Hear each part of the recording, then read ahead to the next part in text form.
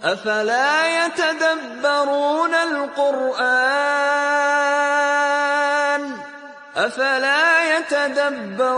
القرآن أم على قلوب أقفالها. Bahasan kita pada pagi hari ini adalah tentang tata cara salat Rasulullah Sallallahu Alaihi Wasallam. Dan ini pembahasan dibahas di setiap buku fikih dan tentunya diterangkan di setiap madhab dari madhab fikih dan juga diterangkan di dalam buku-buku hadits. Tapi kajian kita ringkas pada satu sesi ini. Insyaallah ta'ala saya akan meringkas bagaimana tata cara salat Rasulullah Sallallahu Alaihi Wasallam. Kesimpulan di pembahasan sifat salat Rasulullah Sallallahu Alaihi Wasallam. Ya. Yang pertama, bagi siapa yang ingin salat, pertama dia harus mengetahui ketika dia salat itu, dia itu sedang menghadap kepada Allah Subhanahu wa Ta'ala, berdiri depan Allah Subhanahu wa Ta'ala yang Maha mengetahui segala yang dia kerjakan, mengetahui apa yang terselip di dalam relung-relung hati, dan Maha mengetahui apa yang zahir maupun apa yang batin. Dan dialah Allah yang diibadahi, penguasa langit dan bumi, yang memberikan rezeki kepada hamba. Maka ketika berdiri di depannya, seorang hamba itu hatinya hendaknya sibuk dengan menghadap kepada Allah Subhanahu wa Ta'ala. Karena itu kata sebagian ulama, di dalam sholat itu ada dua kiblat. Ada kiblat yang badan itu menghadap ke sana. Kiblat badan menghadap ke sana. Itulah kiblat yang dimaklumi, arah ke Ka'bah. Arah ke Ka'bah. Kalau kita di Indonesia ke arah barat. Iya. Itu kiblatnya badan. Dan kiblat yang kedua ada namanya kiblatnya hati. Hati itu menghadap kemana? Itulah menghadap kepada Allah Subhanahu wa Ta'ala. Seorang hamba ketika dia masuk ke dalam, dia menghadap kepada dua kiblat sekaligus dan menghadirkan hal ini. Karena itu seorang di dalam sholatnya, sebagaimana di dalam Sunan Nabi Daud dari Ammar bin Yasir radhiyallahu anhu, bahwa Nabi sallallahu alaihi wasallam bersabda, "Innar rajula la yansarif wa ma kutiba lahu illa usyru salatihi." Kadang seorang itu selesai dari sholatnya dan hanya tercatat dari sholatnya itu 1/10-nya. Ya. Atau tus'uha, atau tercatat untuknya 1/9-nya saja. Atau tercatat thumunuha, tercatat 1/8-nya saja. Atau subu'aha, tercatat 1/7-nya saja. Atau sudusuha, tercatat 1/6-nya. Atau khumusuha, tercatat 1/5-nya. Atau rubu'uha, tercatat 1/4-nya. Atau thuluthaha, tercatat 1/3-nya. Atau nisfuha, tercatat setengahnya. Ya tergantung bagaimana kondisi ia mencocoki sunnah di dalam sholatnya. Dan bagaimana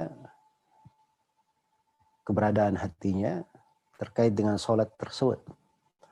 Maka manusia berjenjang, bertingkat-tingkat di dalam hal tersebut. Iya. Maka direnungi dari sabda Nabi sallallahu alaihi wasallam, "Idza qama ahadukum yushallih fa innahu yunaji rabbah." Apabila salah seorang di antara kalian berdiri untuk salat, maka sungguhnya dia bermunajat kepada Rabb-nya. Iya. Jadi yang pertama yang dilakukan oleh seorang yang mau sholat, dia menghadap ke kiblat. Dan menghadap ke kiblat ini terkait dengan syarat sholat. Syarat keabsahan sholat.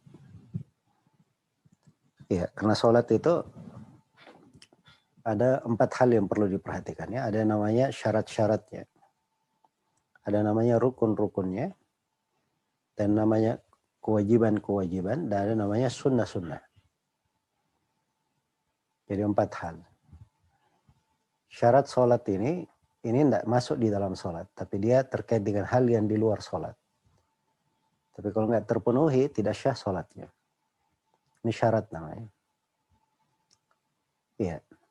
Seperti bertahara, bersuci dari hadas maupun najis.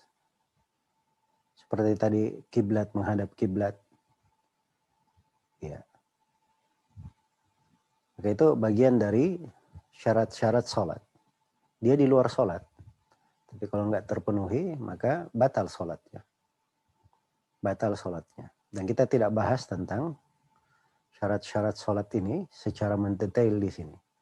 Karena pembahasan kita terkait dengan 3 hal. Sifat sholat yang ada di dalamnya, rukun-rukunnya, kewajiban, dan sunnah-sunnahnya. Dan sunnah-sunnahnya. Nah, ini mungkin kita akan simpulkan nanti di akhir dari kajian. Karena posisi di sini adalah menjelaskan bagaimana kaifiat sholat dari awal hingga akhirnya secara ringkas. Jadi setelah menghadap kiblat, seseorang itu berdiri. Seorang itu berdiri. Dan berdiri dalam sholat, itu adalah rukun sholat. Berdiri sepanjang dia mampu untuk berdiri. Adapun kalau dia tidak mampu untuk berdiri karena sakit, atau karena kondisi, dia sedang perjalanan di atas kendaraan, atau dia di atas perahu, yang kalau dia berdiri dikhawatirkan membahayakan dirinya di atas perahu tersebut, maka ini namanya tidak mampu berdiri. Boleh dia duduk. Kalau dia tidak mampu duduk, maka dia boleh berbaring. Itu syah dari hadits Imran bin Husain di Sahih Al-Bukhari. Iya. Jadi yang pertama dia berdiri. Apabila dia mampu berdiri. Maka setelah dia berdiri menghadap ke kiblat, dia mulai masuk ke dalam sholat dengan membaca Allahu Akbar. Itulah yang disebut dengan takbiratul ihram. Yang disebut dengan takbirah al-ihram. Takbiratul ihram itu ucapan Allahu Akbar di awal sholat. Itu pembuka sholat. Karena sholat itu ada pembukanya. Yang dengan pembukanya ini, maka dia mulai masuk ke dalam sholat. Diharamkan untuknya segala sesuatu, kecuali apa yang dibolehkan di dalam sholat itu. Apa yang dibolehkan di dalam sholat saja. Jadi kalau sudah dia masuk, kemudian dia membaca Allahu Akbar, maka dia haram melakukan apapun di dalam sholat. Kecuali gerakan-gerakan, bacaan-bacaan yang disyariatkan di dalam sholat. Iya. Apa yang disyariatkan di dalam sholatnya. Dan takbiratul ihram itu membaca Allahu Akbar. Membaca Allahu Akbar. Itu yang masuk ke dalam rukun sholat. Adapun mengangkat tangan, iya, maka mengangkat tangan itu masuk ke dalam sunnah-sunnah sholat. Masuk ke dalam sunnah-sunnah sholat. Jadi sunnahnya dia takbir dengan mengangkat tangannya. Allahu Akbar. Ya, kemudian mengangkat tangan ini ada 2 kaifiat dari Nabi Sallallahu Alaihi Wasallam. Ada 2 kaifiat dari Nabi Sallallahu Alaihi Wasallam. Yang pertama boleh sejajar dengan ujung telinga. Ya. Allahu Akbar. Dan yang kedua boleh sejajar dengan bahu. Boleh sejajar dengan bahu. Allahu Akbar. Ya. Itu dua kaifiat. Dan jangan mempersulit ya, terlalu memperberat. Sebagian orang kadang ada yang kalau dia takbiratul ihram dia terlalu dekatkan ke bahunya. Atau dia terlalu dekatkan ke telinganya. Nah ini nggak benar ya. Tapi maksudnya yang dimaksud sejajar, diambil kadar yang enaknya. Yang memudahkan dia. Apalagi kalau dalam sholat berjamaah, ada orang di kanannya misalnya, di kondisi normal, bukan seperti kondisi pandemi sekarang, berada tepat di sampingnya. Kadang kalau seorang mengambil posisi terlalu berlebihan, itu mengganggu orang yang di sampingnya. Maka dia ambil kadar yang mencocokinya. Ya. Sebelum saya lanjutkan, ada 2 poin di sini yang perlu saya ingatkan. Yang pertama, di dalam sholat itu takbir terbagi 3. Di dalam sholat takbir terbagi 3. Yang pertama, takbiratul ihram, membaca Allahu Akbar. Dan ini hukumnya rukun sholat. Rukun sholat. Saya akan terangkan perbedaan antara rukun dan wajib nanti di akhir pembahasan. Insyaallah ta'ala. Dan takbir yang kedua, itu namanya takbir perpindahan. Jadi kita awal sholat Allahu Akbar. Nanti setelah masuk ke dalam sholat, membaca Al-Fatihah, membaca surah. Selesai kita membaca surah, maka kita berpindah untuk ruku. Dari ruku berpindah lagi untuk i'tidal, bangun dari ruku. Ketika berdiri, i'tidal, kita berpindah lagi untuk sujud pertama. Dari sujud pertama kita berdiri untuk duduk di antara 2 sujud. Dari duduk di antara 2 sujud kita berpindah lagi ke sujud kedua. Ini perpindahan ini dengan takbir semuanya. Dengan takbir. Nah, takbir yang untuk perpindahan ini, itulah jenis takbir yang kedua. Disebut dengan nama takbiratul intiqal. Takbir perpindahan. Dan itu hukumnya di dalam sholat masuk ke dalam kewajiban sholat. Masuk di dalam kewajiban. Dia bukan rukun. Tapi masuk di dalam kewajiban sholat. Dan yang ketiga ada namanya takbir untuk orang yang masbuk. Ya kalau misalnya ada yang terlambat masuk sholat, didapati imam sudah ruku, ya ini masbuk namanya. Maka kewajiban orang yang masbuk ini yang pertama dia takbiratul ihram dulu, Allahu Akbar. Terus yang kedua disunnahkan dia bertakbir sekali lagi Allahu Akbar untuk mengikuti gerakan ruku itu tadi. Jadi yang kedua ini, itulah jenis takbir yang ketiga yang kita bahas. Takbir bagi masbuk untuk mengikuti gerakan. Untuk mengikuti gerakan. Baik. Jadi ini hal yang pertama yang ingin saya ingatkan terkait dengan jenis-jenis takbir di dalam sholat. Terbagi 3. Kemudian hal yang kedua yang ingin saya ingatkan terkait dengan masalah mengangkat tangan. Bersama dengan takbir. Ya, mengangkat tangan bersama dengan takbir di dalam sholat itu hanya syah di dalam 4 tempat saja. Perhatikan bahasa yang saya pakai ya. Hanya syah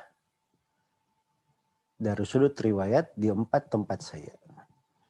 Ya, kalau ada sebagian ulama menyebutkan selain dari 4 tempat, itu mungkin ada riwayat yang mereka pegang. Tapi riwayat-riwayat tersebut ada kelemahan, tidak ada yang kuat. Karena itu diperhatikan mengangkat tangan itu cuma di 4 tempat saja. Tempat yang pertama, ketika memulai sholat takbiratul ihram, Allahu Akbar. Tempat yang pertama. Tempat yang kedua, ketika dia akan ruku. Jadi dia ruku, Allahu Akbar, diangkat tangannya kemudian ruku. Ya. Kemudian yang ketiga, ketika i'tidal dari ruku, begitu berdiri dia bangun, sami Allahu liman hamidah, dia mengangkat tangan lagi. Itu sudah 3 tempat. Dan tempat yang keempat, yang terakhir, adalah dari duduk tasyahud awal berdiri ke rakaat ketiga. Kalau kita sudah duduk tasyahud, baca tasyahud, begitu selesai, saat berdiri kita mengangkat tangan lagi, Allahu Akbar. Ya, maka itu 4 tempat semuanya. Tempat mengangkat tangan. Selain daripada itu, kalau ada hadits yang meriwayatkan, itu masuk di dalam riwayat-riwayat yang kurang kuat. Baik. Jadi kita sudah masuk ke dalam takbiratul ihram. Allahu Akbar, seorang sudah masuk dalam sholat. Di mana posisi tangan dia letakkan pada saat dia masuk ke dalam sholat? Iya. Atau bagaimana, pertama bagaimana kaifiat meletakkan tangannya.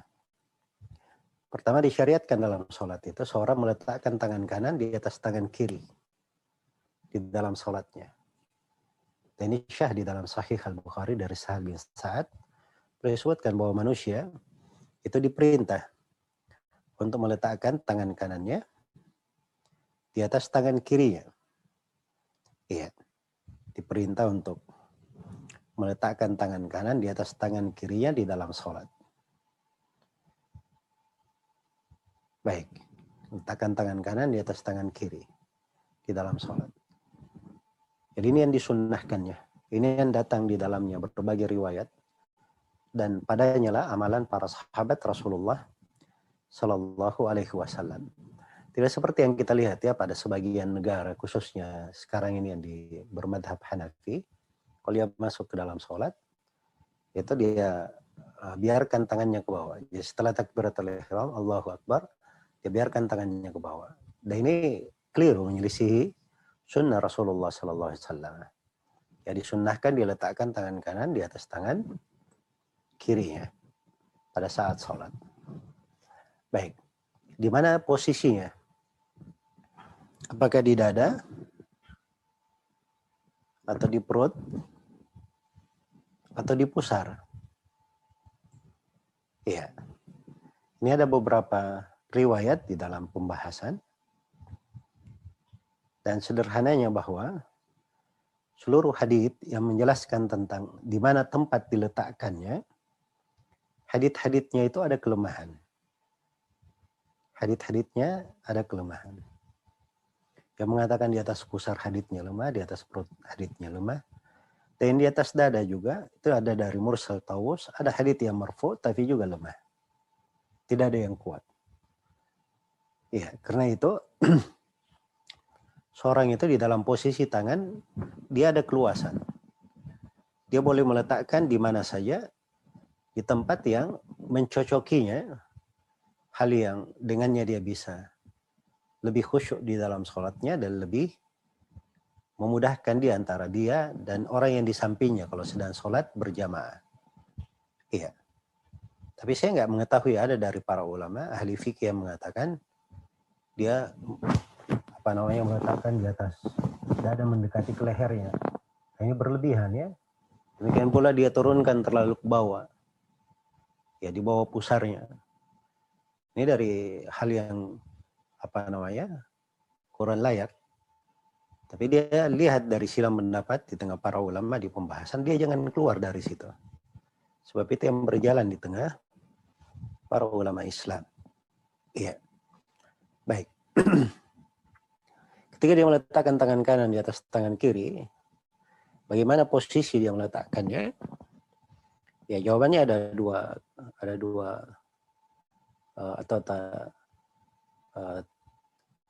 kaifiat di dalam hal ini. Ya. Kaifiat yang pertama, dia letakkan tangan kanan di atas tangan kiri dan menyentuh 3 hal. Menyentuh 3 hal. Yang pertama telapak tangan, punggung telapak tangan, ini punggung. Yang kedua pergelangan. Yang ketiga sebagian tulang antara pergelangan dan siku. Ini sa'id namanya kalau dalam bahasa Arab. Jadi kena punggungnya, kena pergelangannya, dan kena sebagian ini. Jadi dia letakkan begini. Ini meletakkan. Ini kaifiat yang pertama. Kaifiat yang kedua, boleh dia genggam. boleh dia genggam. Iya, menggenggam itu juga dibolehkan dalam bentuk seperti ini atau seperti ini. Iya, ini masuk di dalam menggenggam. Itu dua kaifiat. Dan kaifiat yang ketiga di sebagian riwayat itu disebut mutlak. Nabi meletakkan tangan kanannya di atas dira'nya, di tangan kirinya. Tangan kiri masuk dira' semuanya. Dira' itu kalau dalam bahasa Arab dari ujung jari sampai ke siku. Ya, jadi bisa masuk. Dan ini kadang diperlukan, apalagi kalau sholat berjamaah agak berdesakan, ya maka kadang dia kalau begini terlalu mengganggu orang yang di sampingnya, maka dia mudahkan dirinya, dimudahkan orang lain dengan meletakkan di atas tangan kirinya. Jadi itu 3 kaifiat. Iya, di dalam hal ini. Setelah dia meletakkan tangan kanan di atas tangan kirinya dalam sholat, maka apa yang dia lakukan setelah itu? Ya, yang dia lakukan setelah itu adalah dia menjaga posisi pandangan matanya, di mana pandangan mata itu tidak boleh menoleh ke kanan dan menoleh ke kiri. Ya, pandangan mata disertai dengan tolehan. Menoleh itu begini, ya menoleh kanan atau kiri. Itu dari hal yang diharamkan. Itu curian dicuri oleh syaitan di dalam sholat hamba. Demikian pula tidak boleh mengangkat pandangannya ke langit. Ya. Karena ada larangan keras di dalam hal tersebut dari Nabi Shallallahu Alaihi Wasallam. Baik. Adapun kalau dia sedang mengarah ke depan, tapi kadang matanya melihat ke kiri, cuman mata saja, pandangan posisi wajahnya tetap ke depan, maka itu nggak ada masalah. Itu tidak ada masalah. Dan itu diperbolehkan, dilakukan oleh Nabi Shallallahu Alaihi Wasallam pada sebagian keadaan seperti di hadits Ka'ab bin Malik, ya di Sahih Al-Bukhari dan Sahih Muslim. Baik. Jadi itu ukuran yang harus dijaga. Kemudian yang diperlukan juga pada saat sholat itu, Nabi Shallallahu Alaihi Wasallam bersabda, Inna fis sholati syughlan. Sungguhnya di dalam sholat itu kesibukan yang sangat menyibukkan. Itu hadits Ibnu Mas'ud, riwayat Bukhari dan Muslim. Artinya seorang itu jangan melihat pada sesuatu yang menyibukkannya. Melihat pada sesuatu yang menyibukkannya. Ya. Ya kalau dia melihat ke bawah ke tempat sujud boleh. Dia melihat ke depannya itu juga dibolehkan. Adapun hadits khusus anjuran untuk melihat ke tempat sujud, ini haditsnya ada kelemahan. Dari sudut riwayat ada kelemahan. Pada jalur-jalur riwayatnya semuanya ada kelemahan, tidak bisa saling menguatkan. Ya, kemudian makna-makna dari hadits yang sahih bertentangan dengan riwayat itu. Karena itu dalam sebagian hadits sahih disebutkan para sahabat melihat Nabi Shallallahu Alaihi Wasallam itu membaca di sholat sirriyah dengan gerakan jenggotnya. Jadi kalau mereka melihat ke tempat sujud, tidak mungkin mereka melihat mensifatkan bahwa Nabi itu bergerak jenggotnya. Ya. Maka ini menunjukkan bahwa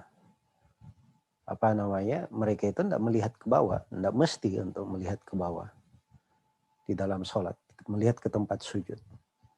Hanya saja seorang ini di posisi dia beribadah kepada Allah Subhanahu wa taala, dia hadirkan bahwa dia itu menghinakan dirinya, seorang yang berada menghinakan dirinya, dia merendah, ya menunduk, ya di posisi dia bisa khusyuk dengannya. Baik. Setelah itu apa yang dia lakukan? Dia membaca ta'awud, membaca doa istiftah, membaca doa istiftah. Dan doa istiftah itu banyak doanya. Yang paling sahihnya di dalam Sahih Bukhari dan Muslim dari hadits Abu Hurairah, Allahumma ba'id baini wa baina khataaya, dan seterusnya. Iya. Dan hadits yang paling populernya dan sangat dimudahkan. Ini yang fatwakan di dalam madhab Imam Ahmad rahimahullahu ta'ala karena mudahnya. Dan yang dilakukan oleh sejumlah sahabat, Syah dari Umar bin Khattab dan selainnya, radhiyallahu anhu. Ya subhanakallahumma bihamdik, wa tabarakasmuka, wa ta'ala jadduka, wa la ilaha ghairuk. Kalimat-kalimat ringkas. Dan ini bisa menjadi doa istiftah karena ringkasnya dan itu mudah untuk orang awam. Ya, atau boleh dia membaca Allahu Akbar kabira, walhamdulillahi katsira, wa subhanallahi bukratan wa asila. Dan ada doa yang panjang dibaca sebagai doa istiftah oleh Nabi sallallahu alaihi wasallam di salat malam. Ya boleh juga dibaca di salat wajib. Cuma Nabi membacanya di salat malam sebab itu mencocoki untuk salat sendiri. Ya Allahumma inni wajjahtu wajhiya yang populer yang diajarkan di Indonesia ya. Tapi itu panjang. Maka untuk mengajarkan kepada orang umum diajarkan yang pendek-pendek, yang paling luas maknanya. Dan doa istiftah itu banyak kaifiatnya dari Nabi sallallahu alaihi wasallam. Maka dibaca sebagian atau dibaca satu dan bergantian. Kadang dibaca ini, kadang dibaca itu, kadang dibaca. Adapun kalau dia gabungkan sekaligus itu tidak disyariatkan, menggabungkan sekaligus. Kenapa? Karena Nabi sallallahu alaihi wasallam tidak mengajarkan doa istiftah itu sekaligus. Tapi kepada sahabat ini diajarkan itu, ini diajarkan yang lainnya lagi diberi yang ketiga. Ya, maka doa istiftah itu tidak dibaca sekaligus. Nah ini pada sebagian bacaan di dalam sholat itu ada yang datang dari Nabi beraneka ragam. Seperti nanti di bacaan ruku, di bacaan sujud, ya ada 3 doa. Kemudian doa-doanya juga, doa ketika dia setelah selesai ruku, ketika dia i'tidal, doa ketika dia sujud, ada beraneka ragam doa diajarkan oleh Nabi. Demikian pula di pembahasan tasyahud, salawat, pada hal-hal yang syah dari Nabi sallallahu alaihi wasallam datang dengan beraneka ragam kaifiat, maka itu boleh dilakukan. Ya, secara berganti-ganti. Kadang dilakukan ini, kadang dilakukan itu. Dan itu manfaatnya besar untuk menghidupkan semua sunnah. Terus yang kedua untuk menghafal. Sebab kalau kita cuman satu kaifiat saja yang kita lakukan, mungkin kita bisa lupa yang lainnya. Satu doa saja yang kita baca, kita bisa lupa yang lainnya. Tapi kalau diganti-ganti, itu lebih bagus. Kemudian dari manfaatnya juga, itu lebih membantu untuk khusyuk.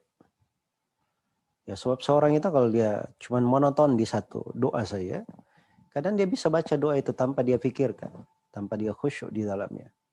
Tapi kalau dia ganti-ganti, ini lebih membantu dia untuk khusyuk. Kemudian yang keempat, dari manfaatnya, kita menjaga posisi ibadah kita. Ya. Jadi bedakan ya, kalau seorang cuma biasa membaca satu doa saja, itu kayak kebiasaan, kayak adat kebiasaan. Tapi kalau dia sering mengganti, itu bisa lebih bermakna dan dia renungi. Lebih bermakna dan dia renungi sebagai sebuah tuntunan doa dan ibadah. Baik. Jadi setelah membaca doa istiftah, dia membaca isti'adah. Isti'adah itu datang di dalam sunnah ahli qiraah dan datang di dalam hadits Rasulullah sallallahu alaihi wasallam. Jadi kalau di bacaan qiraat Al-Qur'an dari para qurra, itu syah mereka membaca isti'adah dengan a'udzu billahi minasyaitonir rajim. Dan ada yang membaca a'udzu billahi as-sami'il 'alimi minasyaitonir rajim. Itu syah di dalam sebagian hadits. Iya. Dan itu yang paling bagusnya untuk dibaca di dalam isti'adah. Di dalam beristi'adah. Dan beristi'adah ini hukumnya wajib karena diperintah dalam Al-Quran. Fasta'id billahi minasyaitonir rajim. Iya. Baik.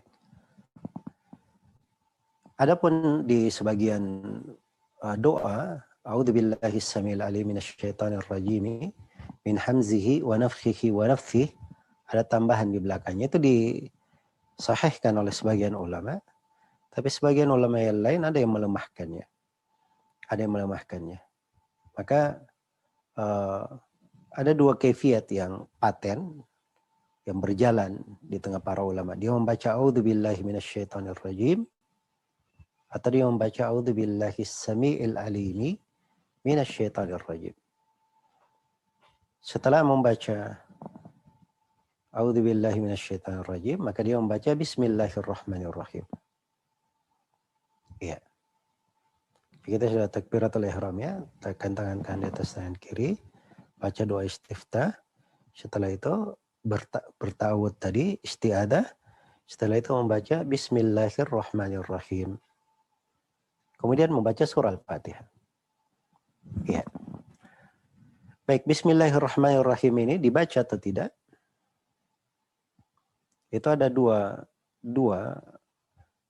sunnah di dalam qiraat. Sebagian ahli qiraat ada yang menghitung bismillahirrahmanirrahim di situ. Masuk dia baca bersama Al-Fatihah. Dan sebagian ahli qiraat ada yang tidak membaca bismillahirrahmanirrahim ya, langsung ke Al-Fatihahnya. Nah, itu dibolehkan. Tidak ada masalah. Dua sunnah yang berjalan. Iya. Dua sunnah yang berjalan. Adapun masalah apakah bismillahirrahmanirrahimnya dijaharkan atau tidak, itu masalah lain. Itu silam pendapat di tengah ulama. Khususnya yang datang belakangan. Dan yang benarnya bahwa bismillahirrahmanirrahim itu tidak dijaharkan. Kalau dia baca bismillahirrahmanirrahim, tetapi tidak dia keraskan suaranya. Nah, itu yang mencocoki di dalam hadits-hadits yang sahih. Iya. Adapun hadits yang menjaharkan, itu ada kelemahan-kelemahan di dalamnya. Nah, ini pembahasan luas ya untuk kajian. Perlu kajian yang lebih mendalam dari sudut riwayat, ya, sudut amalan para sahabat, dan makna yang terkait di dalamnya. Tetapi ini masalah jangan diperbesar. Ya, kalau kita sholat di belakang satu kaum yang mereka memandang menjaharkan bismillahirrahmanirrahim, ya, atau kita diminta menjadi imam, maka kita menjaharkan bismillahirrahmanirrahim, tidak ada masalah. Nah, dimaklumi ada sebagian dari umat Islam ini, kalau dia tidak mendengar membaca bismillahirrahmanirrahim, mungkin dianggap sholatnya tidak syah. Iya. Nah, ini fitnah-fitnah yang kadang akal sebagian orang awam tidak sampai ke sana.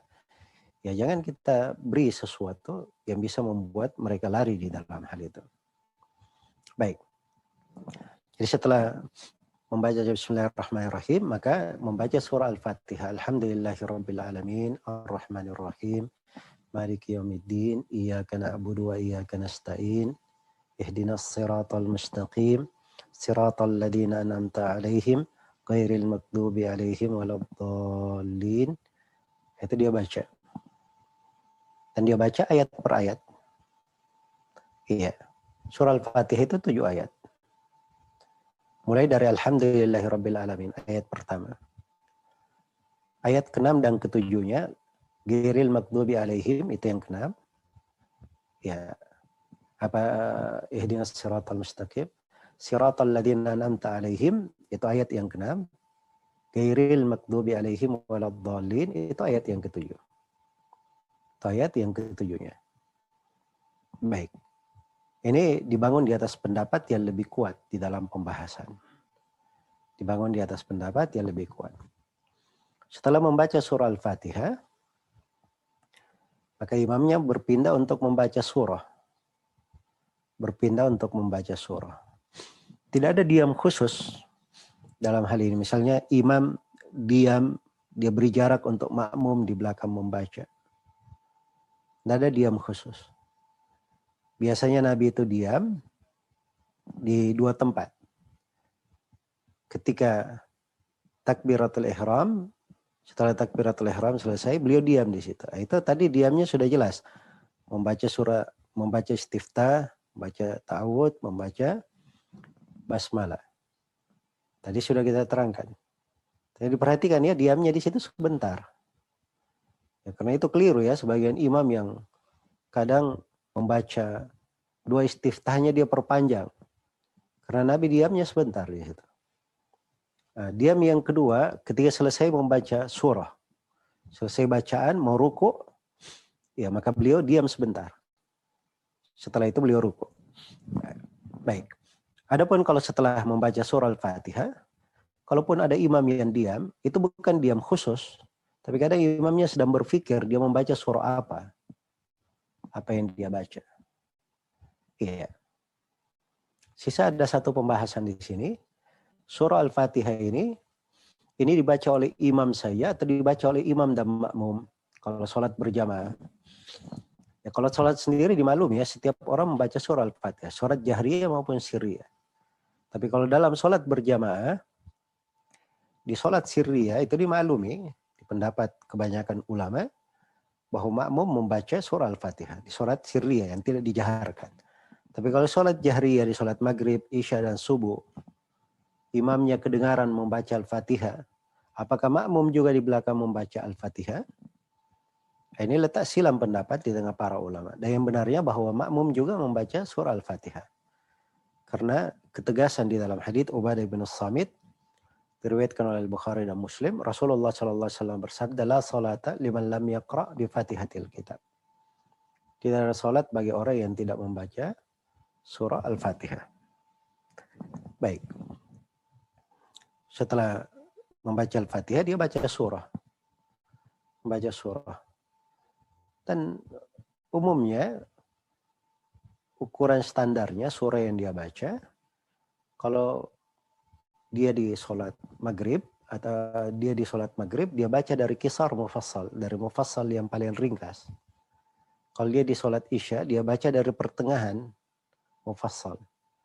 Dan kalau dia di sholat subuh, dia baca dari mufassal yang panjang. Ya, surah mufassal itu dari surah Qaf sampai surah An-Nas. Itu terbagi 3. Ada yang panjang, ada yang pertengahan, ada yang pendek. Yang panjang itu dari surah Qaf sampai surah Al-Mursalat. Yang pertengahan dari surah An-Naba, Amma Yatasa'alun, sampai surah Al-Lail. Wal-Laili idha yaghsha. Kemudian yang pendeknya dari Ad-Duha. Ya. Ad-Duha sampai surah An-Nas. Itu yang pendeknya. Maka dia baca apa yang mencocoki, apa yang sesuai. Iya. Sebagian ulama memandang bahwa afdalnya jangan dia kurang dari 3 ayat dalam satu rakaat. Iya. Dan mereka mengambil istimbat bahwa surah yang terpendek di dalam Al-Quran itu paling sedikit mengandung 3 ayat. Mengandung 3 ayat. Dan sebagian ulama yang lain mengatakan boleh kurang dari 3 ayat. Karena telah syahid dari Nabi SAW di sholat malam, beliau hanya membaca 1 ayat saja. Panjang sholatnya cuma mengulangi 1 ayat. Cuma mengulangi 1 ayat. Nah, itu diperbolehkan, tidak ada masalah. Iya, tidak ada masalah. Baik, banyak etika ya dan pembahasan. Cuman ini saya meringkas ya, kita mengalir dulu di pembahasan sifat sholatnya. Baik, begitu selesai membaca surah, apa yang dia lakukan? Dia bertakbir, ya, mengangkat tangannya, kemudian ruku. Takbir untuk ruku. Saya sudah terangkan tadi terkait dengan mengangkat tangan. Ya, dan di sini perlu saya ingatkan ya, terkait dengan takbir perpindahan. Dia bertakbir dahulu, kemudian ruku, atau ruku dahulu, kemudian takbir, atau ruku bersama dengan takbir.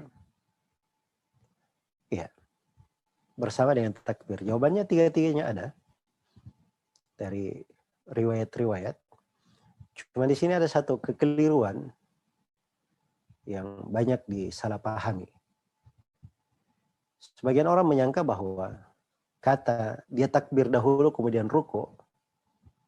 Ya, jadi dia di atas dari takbir Allahu Akbar dia selesaikan. Setelah itu dia ruku. Ya, atau dia ruku dulu. Begitu di posisi ruku baru dia takbir di bawah. Nah, itu keliru ya. Keliru di dalam memahami. Karena para fuqaha itu menyebutkan takmirul arkan. Seorang itu memurkan rukun-rukunnya. Jadi ketika dia bersama dengan takbir itu, dia hidupkan dengan takbir. Jadi maksudnya itu 3 kaifiat. Boleh dia takbir dari awal Allahu Akbar sambil dia turun. Sambil dia turun.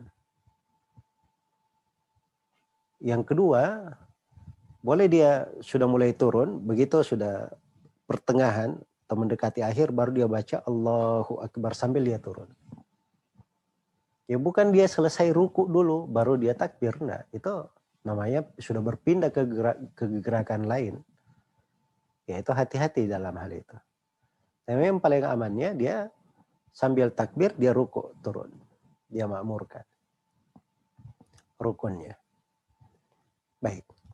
Ketika dia ruku, diperhatikan posisi tangan. Ini lututnya, maka dia ketika ruku, dia letakkan tangannya di atas lutut, kemudian dia renggangkan jarinya, dia genggam lututnya. Jadi begitu dia sudah menggenggam lututnya, diperhatikan posisi tangannya. Posisi tangannya itu tidak lurus begini, tapi dia bengkokkan sedikit. Jadi begini. Dia bengkokkan sedikit. Nah, itu posisi rukunya. Kemudian diperhatikan posisi punggungnya ketika ruku. Posisi punggung ketika ruku, itu punggungnya lurus. Ya sampai disebutkan dalam sebagian riwayat kalau dituangkan air di atas punggung Nabi, airnya itu singgah di situ. Ya, singgah di situ. Jadi dia lurus, tidak dibengkokkan begini, tidak juga dipaksa kepala ke atas. Ya kemudian posisi kepala itu, perhatikan kepalanya, posisi kepala dia sejajar dengan punggung. Kepalanya tidak diangkat ke atas begini, tidak pula direndahkan ke bawah. Tapi dia sejajar. Iya. Dia sejajar. Mengambil posisi pertengahan. Baik. Itu terkait dengan masalah kaifiyat rukuknya. Iya. Adapun bacaan di dalam ruku, dia baca Subhana Rabbiyal Azim, atau dia baca Subhanakallahumma bihamdik, Allahumma gfirli. Atau dia baca Subuhun Kudus, boleh juga dikata Sabbuhun Kudus, bisa di fathah, bisa di domasinnya, Subuhun Kudus, Rabbul Malaikati Warruh. Ada 3 bacaan. Mau dibaca yang mana saja, dibolehkan. Nah, saya sudah terangkan sunnahnya diganti-ganti. Kadang ini, kadang itu. Agar supaya dia hafal semua yang dibaca. Nah ini bacaan dalam sholat ada fikihnya ya. Karena merenunginya, memahaminya, itu bagian terpenting di dalam sholat. Bagian dari kehusyukannya di dalam sholat. Baik, setelah ruku, sudah selesai semuanya rukunya, ya maka dia berdiri, i'tidal. Ya, sambil mengangkat tangannya, Sami Allahu liman hamidah. Ya, Sami Allahu liman hamidah. Jadi ketika dia membaca, sudah berdiri membaca Sami Allahu liman hamidah, itu artinya dia sudah i'tidal. Dia sudah i'tidal. Nah, ketika dia i'tidal, posisi tangan di mana? Kembali diletakkan di atas dada atau diturunkan ke bawah. Nah, itu ada 2 pendapat di tengah ulama. Dan mayoritas ulama itu tidak membahas kembali lagi ke dada, tapi dibiarkan ke bawah. Dan itu pendapat lebih kuat insyaallah ta'ala. Tapi kalau ada yang meletakkan di atas dadanya, ya kita tidak mengingkari dalam hal tersebut. Ada sebagian riwayat memang mengandung kemungkinan di dalam hal itu. Iya. Indonesia ini umumnya orang tidak meletakkan tangan lagi di atas dada. Umumnya seperti itu. Saya kalau berada di Saudi, di sebagian masyarakat masjid yang semuanya setelah rukuk kembali ke dada, saya juga kadang melakukan hal yang sama. Supaya kita sholat itu tidak aneh sendiri di tengah manusia. Ini hal-hal yang seperti ini terkait dengan sunnah dan mengandung kemungkinan ini benar, itu benar. Jangan seorang terlalu mempersulit di dalamnya. apalagi membuat kekacauan pada orang-orang awam yang tidak paham sunnah. Ini makna harus diperhatikan ya. Seorang penuntut ilmu itu dia harus punya fikih dalam hal-hal yang seperti ini. Jadi ketika dia i'tidal, samiallahu liman hamidah, bacaan setelahnya apa? Rabbana walakal hamd. Ya, di sini ada 4 kaifiat ya. Perhatikan, Rabbana bisa membaca Rabbana walakal hamdu pakai waw. 1. Yang kedua, Rabbana lakal hamdu tidak pakai waw.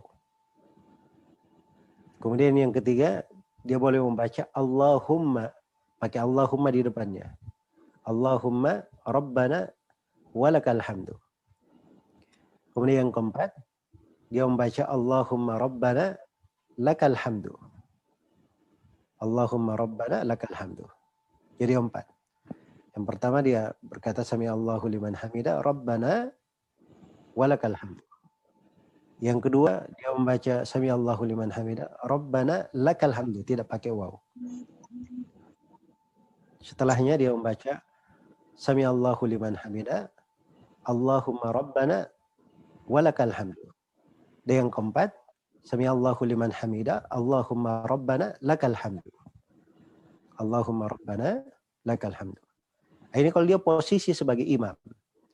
Kalau sebagai makmum, dia tidak membaca sami Allahu liman hamidah lagi. Tapi dia langsung membaca Rabbana lakal hamdu, 4 kaifiat yang telah kita sebutkan tadi. Kalau dia sebagai makmum. Baik. Setelah i'tidal, ada namanya tumakninah. Di setiap gerakan itu ada tumakninah. Ya, begitu rukuk tadi, di posisi rukuknya dia diam sejenak, itu tumakninah namanya. Ketika dia berdiri i'tidal, di posisi i'tidalnya, ya, dia diam sejenak, itu namanya tumakninah. Ketika dia sujud, di posisi sujudnya dia diam sejenak, itu namanya tumakninah. Nah, tumakninah ini berada di i'tidal, di rukuk, di sujud pertama, sujud kedua, duduk di antara 2 sujud dan berdiri lagi. Nah, itu ada tumakninah semuanya, dan tumakninah itu rukun sholat. Tumakninah itu rukun sholat. Karena itu dari kesalahan sebagian orang, dia dari ruku naik i'tidal sambil membaca doa Rabbana walakal hamdu, belum lagi selesai dia berdiri dia sudah sujud. Nah, itu keliru ya, hati-hati, batal sholatnya. Harusnya dia begitu selesai ruku, dia berdiri, dia sempurnakan dulu berdiri. Walaupun sejenak dia sempurna berdiri, ya. Setelah itu dia sujud, nah itu baru benar sholatnya. Karena dia sudah melakukan rukun dari tumakninah. Nah, setelah dia i'tidal, maka dia turun untuk sujud. Dia turun untuk sujud. Dia bertakbir lagi, takbir perpindahan. Allahu Akbar, turun untuk sujud. Ya, takbir perpindahan. Tapi ingat ya, kalau sudah i'tidal, turun ke bawah, itu tidak mengangkat tangan lagi. Saya sudah terangkan tadi, posisi mengangkat tangan cuma di 4 tempat. Ya. Nah, begitu dia sujud, diperhatikan pada posisi sujud itu ada 7 bagian dari anggota badan yang terkait dengan sujud. Yang pertama, dahi dan hidung. Ini sekaligus ya, satu paket ya, dahi dan hidungnya. 1. Kemudian yang kedua, 2 telapak tangan. 2 dan 3, 2 telapak tangan, kedua telapak tangan. 4 dan kelima, kedua lutut. 6 dan ketujuh, 2 ujung kaki. 2 ujung kakinya. Ya. Ini semuanya menyentuh tanah ketika sujud. Makanya hati-hati, banyak yang keliru pada saat sholat itu. Ketika dia sujud, cuma dahinya saja, hidungnya tidak menyentuh. Nah, ini tidak syah sujudnya ya. Ada juga sebagian yang sujud, Masya Allah ya, dia sujud, kakinya di belakang terangkat ke atas. Ya. Kakinya di belakang terangkat ke atas. Nah, ini juga tidak syah sujudnya. Maka dia harus perhatikan posisi 7 bagian ini. Adapun posisi kedua telapak tangan ketika sujud itu sama di posisi takbir tadi, mengangkat tangan. Boleh sejajar dengan bahu, Ketika sujud dia boleh letakkan sejajar dengan bahu dan boleh dia sejajar dengan telinganya. Boleh sejajar dengan telinganya. Adapun posisi tangan ketika sujud, paling bagusnya dia buka. Dia buka, dia perluas posisi tangannya. Ini kalau dia sholat sendiri, atau dia sholat sebagai imam. Tapi kalau dia sholat berjamaah sebagai makmum, ya dia perluas begini, nah itu namanya dia mengikut orang yang di sampingnya. Ya, sunnah itu dikerjakan kalau tidak mengganggu orang. Kalau mengganggu, maka kita tidak melakukannya. Ya. Maka itu ada hal yang dijauhkan antara pertama siku ini dijauhkan dari tanah. Tidak boleh siku menyentuh tanah begini. Kalau sikunya menyentuh tanah begini, nah ini dilarang oleh Nabi. Sebab ini seperti duduknya anjing.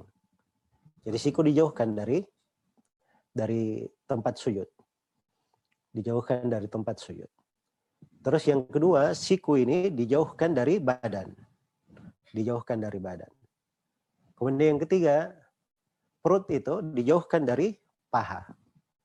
Jangan ketika seorang sujud, perutnya berdekatan dengan pahanya, tapi dia agak jauhkan. Ya, karena itu syah dari sebagian sahabat, dia menghikayatkan bagaimana sujudnya Rasulullah SAW, bahwa pada sujud beliau itu bukan terlalu pendek, merapatkan antara perut dengan paha, dan bukan juga terlalu ke depan seakan-akan seperti orang yang mau berbaring, seperti orang yang mau tiarap. Ya, tapi berada di pertengahan.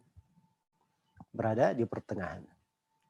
Sisa posisi kaki di belakang ketika sujud. Apakah dirapatkan kedua kaki atau tidak? Ya, ada sebagian ulama yang menguatkan hadits tentang merapatkannya. Tapi yang benarnya itu hadits bukan hadits yang sahih, hadits yang lemah. Tidak ada di dalam buku-buku yang masyhur, yang populer. Di dalam buku-buku yang memuat hadits yang sahih, dalam kutubus sunan, dalam musnad-musnad. Adanya di dalam buku Gharibul Hadits karya Ibrahim Al-Harbi. Iya. Dan ini adalah hal yang aneh tentunya. Apalagi dari sudut riwayat, ada banyak pembahasan di dalam kelemahan riwayat tersebut. Karena itu posisi kaki itu ada keluasan. Dia lihat apa yang mudah baginya dan apa yang paling bagus baginya di posisi kakinya yang menyebabkan dia bisa khusyuk di dalam sholatnya. Baik, setelah sujud maka dia takbir lagi untuk duduk di antara dua sujud. Ya, duduk di antara dua sujud ini itu beda ya dengan duduk tasyahud. Kalau duduk di antara dua sujud itu tidak ada ketentuan posisi tangannya di mana, apakah di atas paha atau di atas lutut. Iya. Demikian pula duduk di antara dua sujud, jangan ada yang mengisyaratkan dengan tangannya. Ini kekeliruan ya di sebagian masyarakat. Ada sebagian wilayah Indonesia yang membangun madhab pemahaman keliru dalam hal itu.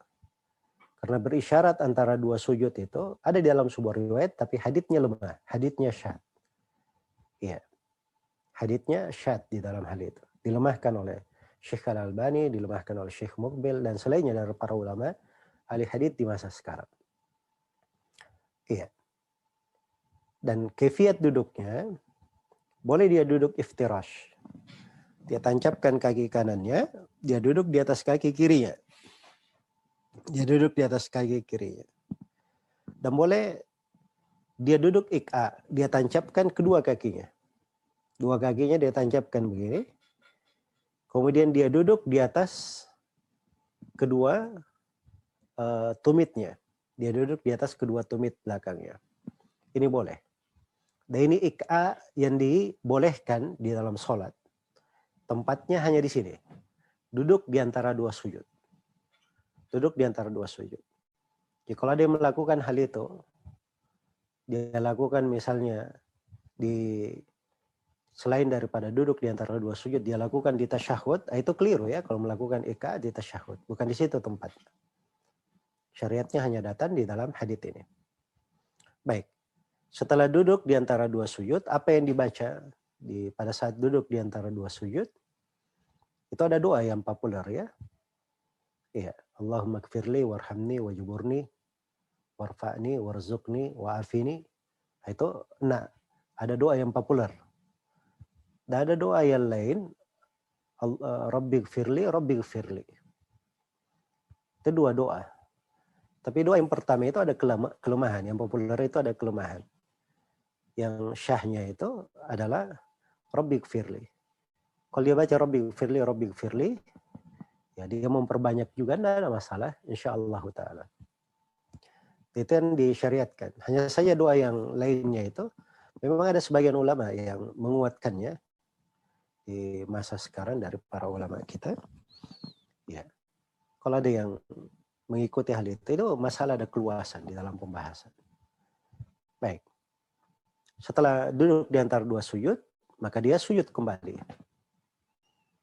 Dengan takbir saja, Allahu Akbar, dia sujud. Dan dia lakukan dengan kaifiat yang sama sebelumnya. Ya, dengan ini berakhir satu rakaat. Nah, begitu selesai sujud yang kedua, dia berdiri untuk naik ke rakaat yang kedua. Ketika naik ke rakaat yang kedua tidak mengangkat tangan. Mengangkat tangan itu nanti kalau naik ke rakaat yang ketiga. Dari duduk tasyahud, naik ke rakaat yang ketiga. Baik, sekarang sisa dari sujud kedua. Begitu dia naik, apakah ada duduk istirahat? Apakah ada duduk istirahat? Ya. Jawabannya bahwa iya, ada duduk istirahat. Ada duduk istirahat. Yaitu duduk sejenak. Duduknya nggak lama. Duduknya sejenak. Sisa menjadi pembahasan duduk istirahat ini apakah dia sunnah secara mutlak atau duduk istirahat ini karena ada suatu keperluan. Atau karena ada suatu keperluan. Nah, ini letak silam pendapat di tengah para ulama. Iya. Nah, ada keluasan dalam hal itu tidak ada masalah. Cuman semuanya sepakat bahwa dari sujud kedua naik ke rakaat kedua, dari sujud yang kedua, kemudian dia naik ke rakaat yang kedua, dia duduk istirahat atau tidak duduk istirahat, takbirnya cuma satu kali saja. Dia takbir cuma satu kali. Jadi dia duduk istirahat pun begitu naik dengan takbir yang sama. Dengan takbir yang sama. Iya. Karena itu di Indonesia ini ada sebagian manusia ya, punya pemahaman aneh bin ajaib. Dia katakan bahwa 2 kali takbir katanya. Duduk istirahat, sujud kedua, begitu dia duduk istirahat, takbir dulu, Allahu Akbar. Terus dari duduk istirahat, takbir sekali lagi untuk berdiri ke rakaat yang kedua. Nah, ini dari kejahilan ya. Mungkin bisa dianggap bidah, tidak ada yang pernah melakukannya. Dan itu tidak ada di dalam buku-buku fikih. Tidak ada dalam buku-buku fikih. Adapun dia berdalilkan bahwa Nabi bertakbir setiap kali turun dan setiap kali naik. Ya. Setiap kali turun dan setiap kali naik. Katanya naik itu ada naik dari sujud kedua ke duduk istirahat, ada naik dari istirahat ke rakaat kedua. Ya, dan itu pemahaman dia sendiri. Tidak ada yang mendahulunya dari para ulama. Dan itu terbantah oleh rincian riwayat. Memang ada riwayatnya naik, Nabi itu bertakbir setiap turun dan setiap naik. Tapi datang dalam riwayat yang lain merinci. Ketika dirinci, ternyata dari rakaat kedua ke berikutnya itu takbirnya cuma sekali. Itu datang dalam rincian riwayatnya. Maka tidak boleh seorang itu mengambil pemahaman aneh-aneh. Tidak diucapkan oleh para ulama. Hanya dia bangun di atas keberanian sendiri dalam hal tersebut. Baik. Begitu sudah naik ke rakaat kedua, maka rakaat kedua sama dengan rakaat pertama. Sampai dia duduk tasyahud. Nah, duduk tasyahud ini itu rukun dari rukun salat. Duduk tasyahud rukun dari rukun salat. Dan kaifiat duduknya ada 3. Kaifiat yang pertama, ya, ini tasyahud pertama ya. Jadi kalau salatnya punya 2 tasyahud, ada namanya tasyahud pertama, ada namanya tasyahud kedua. Ya. Kalau tasyahud pertama, duduknya itu duduk iftirash. Duduknya duduk iftirash. Dan duduk iftirash itu ada 3 kaifiat. Duduk iftirash ada 3 kaifiat. Kaifiat yang pertama, dia tancapkan kaki kanannya, terus dia duduk di atas kaki kirinya. Dia duduk di atas kaki kirinya. Itu kaifiat yang pertama. Kaifiat yang kedua, ya, dia hamparkan kaki kanannya. Jadi dia enggak dia tancapkan, tapi dia hamparkan juga. Kemudian dia duduk di atas kaki kiri. Iya. Di atas kaki kirinya. Baik, ini di tasyahud pertama ya. Kalau tasyahud yang kedua, itu ada tambahan. Dia bisa menancapkan kaki kanannya atau menghamparkannya. Kemudian dia letakkan kaki kirinya antara antara betis dan pahanya. Antara betis dan paha. Kan ini betis dan paha ya, menghimpit ketika sujud, dia letakkan kakinya di situ. Ya memang ini agak berat, tapi itu datang di dalam sunnah Nabi Shallallahu Alaihi Wasallam. Baik. Kemudian pada saat tasyahud itu, kalau di tasyahud awal, itu yang dibaca at-tahiyatulillah dan seterusnya sampai asyhadu an la ilaha illallah wa asyhadu anna muhammadar rasulullah. Sampai situ saja. Itu tasyahud awal. Dan tidak ada bacaan salawat di tasyahud awal. Karena kebanyakan riwayat yang menyebutkan tentang salawat itu berada di tasyahud akhir. Berada di tasyahud akhir. Baik. Kemudian duduk untuk tasyahud awal itu hukumnya wajib, bukan rukun. Yang rukun itu duduk untuk tasyahud akhir. Duduk untuk tasyahud akhir. Itu yang masuk ke dalam rukun. Nah, kemudian khusus untuk tasyahud akhir, begitu selesai tasyahud awal tadi, nah, kita berdiri sambil bertakbir, mengangkat tangan, Allahu Akbar. Ya, saya sudah terangkan ini tempat yang keempat ya, mengangkat tangan. Kemudian kita sholat seperti sholat kedua, rakaat ketiga dan keempat. Ya, kalau 4 rakaat ketiga di sholat maghrib, nah itu rakaat ketiga dan keempat diperingkas. Lebih ringkas. Karena itu cuma membaca surah Al-Fatihah saja. Kalau dia membaca surah pendek bersamanya kadang-kadang, itu datang dalam sebagian riwayat, disahihkan oleh sebagian ulama. Tapi posisinya itu harus dipahami, itu ringkas. Di rakaat ketiga dan keempat. Tidak diperpanjang. Iya. Nah, setelah itu dia sampai kepada duduk tasyahud akhir. Nah, begitu duduk tasyahud akhir, bacaan tasyahudnya, perbedaannya di tasyahud akhir itu, duduknya bukan duduk iftirash, tapi duduk tawarruk. Ya, tawarruk itu dikatakan dari warifah ya, dari bagian belakang ini, dari bagian belakang. Tulang yang berada di pantat. Iya. Itu yang disebut warak. Jadi tawarruk itu dia ada 3 kaifiat. Yang pertama dia tancapkan kaki kanannya di atas kaki kirinya, dia tancapkan kaki kanannya, kemudian kaki kirinya diletakkan di bawah. Di bawah kaki kanannya. Kemudian dia duduk langsung di atas tanah. Duduk langsung di atas tanah. Ini kaifiat yang pertama. Kaifiat yang kedua, dia hamparkan kaki kanannya. Tidak dia tancapkan, dia hamparkan. Setelah itu, dia letakkan kaki kirinya di bawah kaki kanannya. Dan kaifiat yang ketiga tadi saya terangkan, bahwa kaki kiri itu masuk antara paha dan betisnya. Masuk antara paha dan betisnya. Itu 3 kaifiat, 3 cara. Pada saat tasyahud, ya, tangan kiri itu bisa di atas lutut dan bisa di atas betis sedikit. Adapun tangan kanan, dia berisyarat. Ya, berisyaratnya bisa dengan 2 kaifiat. Yang pertama bisa dia genggam semua ini jarinya, 3 jari. Kemudian dia letakkan tangan kiri di atasnya. Meletakkan ibu jarinya di atas tangan di atas jari tengahnya. Kemudian dia menunjuk. Baik.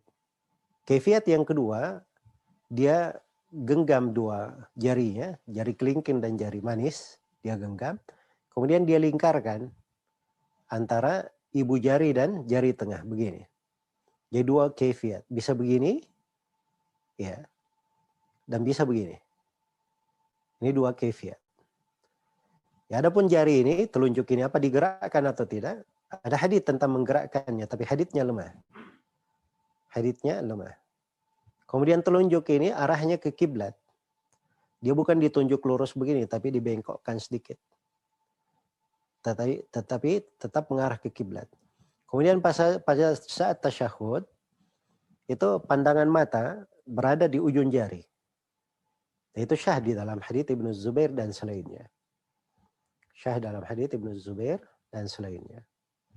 Baik. Dan bacaan pada tasyahud akhir, perbedaannya dengan tasyahud awal. Kalau tasyahud awal itu sampai syahadat saja. At-tahiyatu sampai syahadat. Kalau tasyahud akhir, dia baca tahiyatu sampai syahadat. Setelah itu dia berselawat. Ya, setelah itu dia berlindung dari 4 perkara. Allahumma inni a'udzubika min adzabil qabr wa adzabin nar wa min fitnatil mahya wal mamat wa min fitnatil masiihid dajjal. Dia berlindung dari 4 perkara. Ya, kalau dia sudah berlindung dari 4 perkara, nah setelah itu dia boleh berdoa. Doa apa saja yang mau dia baca.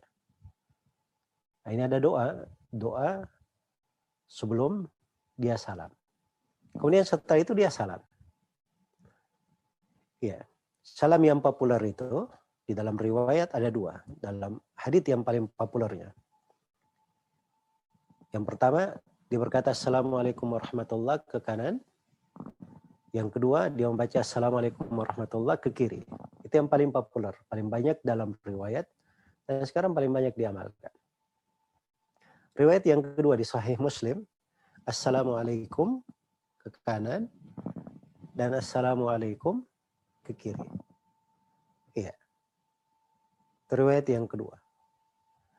Dan ada sebagian riwayat menambah Assalamualaikum warahmatullahi wabarakatuh ke kanan. Assalamualaikum warahmatullahi ke kiri. Iya. Ini ada silang pendapat ya tentang kaifiat ini, tapi ada sebagian ulama yang mensahihkan.